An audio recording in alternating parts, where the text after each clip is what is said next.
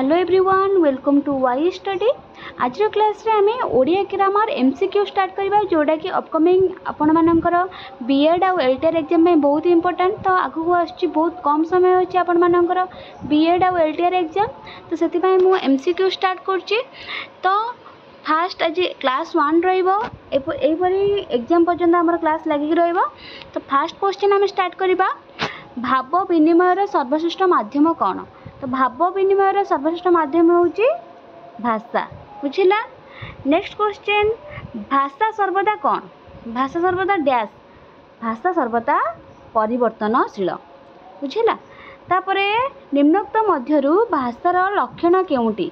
तो भाषार लक्षण कौन? यह मनुष्यर मुख निसृत, यह अर्थ प्रकाश करे, यह पद्धतिबद्ध ध्वनि संकेत। तो एगुड़ा सबुड़ा ठीक होची, तो सबुगुड़िक ठीक। तो भाषा रे व्याकरणर प्रयोग केउं क्षेत्र रे होई थाए? कथोपकथन, लिखन, पठन। तो सबुगुड़िक रे होई थाए, बुझिला। तापरे ओडिया भाषा केउं स्तर रे अंतर्भुक्त? ओडिया भाषा होची नव्य भारतीय आर्य भाषा। तापर 6 नंबर, मध्य भारतीय आर्य भाषा अंतर्भुक्त गोटे भाषार नाम लेख। तो मध्य भारतीय कौन? पाली, बुझिला। निम्नोक्त मध्यरु केउंटी नव्य भारतीय आर्य भाषा? तो नव्य भारतीय आर्य भाषा कहले आमर सबु गुड़िक रहिबो, गुजराती, मराठी, बंगाला। तो सबु गुड़िक ठीक। संस्कृत को आर्य भाषार केउं पर्यायभुक्त करा जायछि? संस्कृत को आर्य भाषार कोन करा जायछि? प्राचीन भारतीय आर्य भाषा। तो आम जानते आम सबुठार पुराना भाषा हूँ संस्कृत, तो प्राचीन भारतीय आर्य भाषा। ध्वनि और वर्ण मध्य पार्थक्य कौन? ध्वनि कौन? ध्वनि आमर मुख निसृत जोड़ा होता है, आ वर्ण तार लिखित रूप, बुझे कि ध्वनि मुख निसृत किंतु वर्ण तार लिखित रूप। आम वर्ण को लिखती, ध्वनि माने आमर किसी गोटे माने पाटिरू जोटा बाहर ध्वनि, सेटा हूँ मुख निसृत कहुए, बुझेगा। तापर निम्नोक्त मध्यरु केउंटी संस्कृतर निकटतम भाषा? संस्कृतर निकटतम भाषा हूँ प्राकृत। ओडिया भाषा रे व्यवहृत वर्णमाला को केते भाग व्यक्त करा जायछि? तो आम जानते ओडिया भाषा रे वर्णमाला को दुई भाग व्यक्त करा जायछि, गोटे हूँ स्वर वर्ण आ गोटे व्यंजन वर्ण। तो नेक्स्ट से गुड़िक कौन कौन? तो कहली स्वर और व्यंजन वर्ण। व्यंजन वर्ण दुई भाग रे विभक्त, से गुड़िक कौन कौन? व्यंजन वर्ण जोटा दुई भाग रे विभक्त कौन कौन? गोटे वर्गीय व्यंजन, गोटे अवर्गीय व्यंजन। तर वर्गीय व्यंजन को केतोटी वर्ग रे विभक्त करा जाए? वर्गीय व्यंजन को आम जानते क, च, ट, त, प। तो यहपरि 5टी वर्ग रे विभक्त करा जाए। तो टोटाल कह गले 25टी। ओडिया रे स्वर वर्ण केतोटी और केउठारु केते पर्यंत? ओडिया रे स्वर वर्ण केतोटी? स्वर वर्ण 11टी, अ ठारू ओ पर्यंत, बुझला। सहजज्ञान शाखार आचार्य माने कथित भाषा रे कौन लिखिथिले? तो दोहा लिखिथिले, बुझला। नेक्स्ट, संस्कृत हिंदी भाषार लिपिर नाम कौन? आम जानते देवनागरी। संस्कृत हिंदी भाषार लिपिर नाम हूँ देवनागरी। इंग्राजी भाषार लिपिर नाम रोमान। कौन? रोमान, बुझला। उर्दू भाषार लिपिर नाम कौन? उर्दू भाषार हूँ पारसी। पंजाबी भाषार गुरुमुखी। तो मन रहा 4टे। ध्वनिर लिखित रूप को कौन कह जाए? ध्वनिर लिखित रूप को कौन कह जाए? लिपि बा वर्ण। केउं वर्णर स्वतंत्र उच्चारण नाही? तो स्वतंत्र केउं वर्णर उच्चारण नाही? रु जोटा आम पढ़ी अ ठारू ओ पर्यंत मझे रु आसे, से वर्णर उच्चारण नाही। ओडिया भाषा रे केतोटी स्वर वर्ण रही? ओडिया भाषा रे केतोटी स्वर वर्ण रही? स्वर वर्ण तो आम जानते 11टी, किंतु स्वर ध्वनि 11टी। स्वर वर्णर ध्वनि केतोटी? 8टी, बुझे कि ध्वनि जोटा आमर पाटिरू मुख निसृत होता है, सेटा हूँ ध्वनि। स्वर ध्वनि हूँ 8टी। केउं वर्ण को उपवर्ण कह जाए? ता भितर केउं वर्ण को? ड, ढ को उपवर्ण कह जाए। अवर्गीय व्यंजनर केउं वर्णटी? ये मिस्टेक रे माने टाइपिंग मिस्टेक है। केउं वर्णटी ओडिया भाषा रे युक्ताक्षर?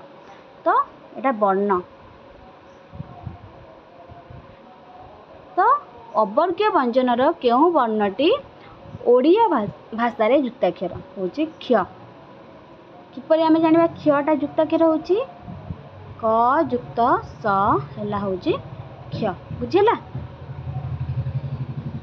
ओडिया रे सर्वमोट वर्ण संख्या आम जानते ओडिया रे सर्वमोट हूँ 50टी। स्वर वर्ण गुड़िकर सांकेतिक रूप को डैश कहुए। स्वर वर्ण गुड़िकर सांकेतिक रूप को कौन कहुए? मात्रा। युक्त व्यंजन संक्षिप्त रूप को आम व्यंजन वर्ण संक्षिप्त रूप को आम कौन कहते? फला। युक्त व्यंजन जो संक्षिप्त रूप को फला। बुझेगा? वर्गीय व्यंजन रे केतोटी वर्गीय वर्ण अच्छी कही 25टी। 5टी सीना आम व्यक्त करदे सेटा को 25टी वर्ण अच्छी। आंसर हम घ। अवर्गीय व्यंजन रे केतोटी वर्ण ओडिया भाषा रे व्यवहृत? तो अवर्गीय व्यंजन रे केतोटी वर्ण ओडिया भाषा रे व्यवहृत? अवर्गीय व्यंजन रे 14टी वर्ण ओडिया भाषा रे व्यवहृत।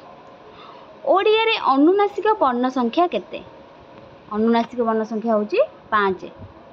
ओडिया रे केतोटी स्वर वर्ण और व्यंजन वर्ण अछि? केतोटी अछि स्वर वर्ण? 11टी स्वर वर्ण 39टी व्यंजन वर्ण। मात्रा काहाकु कुआ जाय? आम जानछन स्वर वर्ण सांकेतिक रूप को मात्रा कुआ जाय। कहार सांकेतिक रूप नाही? कहार नाही कहले? आर सांकेतिक रूप होची एम्ति। दीर्घ सांकेतिक रूप होची एमती। दीर्घईकार हर्षर सांकेतिक रूप होची एमती। तो और सांकेतिक रूप अछि कि नाही? तो होची ठीक है। फला काहाकु कहंती? फला होची व्यंजन वर्णर संक्षिप्त रूप होची फला। युक्त व्यंजन वर्णर संक्षिप्त रूप होची फला। भाषा रे सर्वनिम्न अर्थयुक्त एक कौन कुआ जाए? रूपिम कुआ जाए। बुझला कि? भाषा रे सर्वनिम्न अर्थयुक्त एक को रूपिम कुआ जाए। जो रूपिम अन्य कौन रूपिमर बिना साहाय्य व्यवहृत हो पारे ताकू कौन कुआ जाए? तो बिना साहाय्य माने मुक्त। मुक्त रूपिम। जो रूपिम अन्य कौन रूपिम सह युक्त हो भाषा व्यवहृत हुए ताकू कुआ जाए बद्ध रूपिम। भाषार ध्वनि संकेत गुड़िक पद्धतिबद्ध होई कौन गठित हुए? तो भाषार ध्वनि संकेत गुड़िक पद्धतिबद्ध हेले कौन गठित हुए?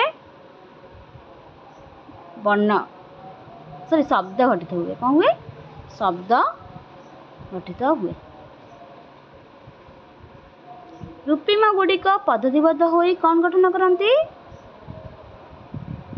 अच्छा एटा कहली भूल कहदेली। भाषार ध्वनि संकेत गुड़िक पद्धतिबद्ध होई कौन गठित हुए? एटा रूपिम हुए।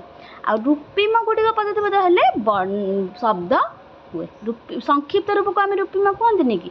तो संक्षिप्तटा जो यदि आम पद्धतिबद्ध है ताको आम शब्द बोली कहबा हैला। आ एटा कौन? भाषार ध्वनि संकेत गुड़िक पद्धतिबद्ध हेले ताको रूपिम बोली कहबा हैला।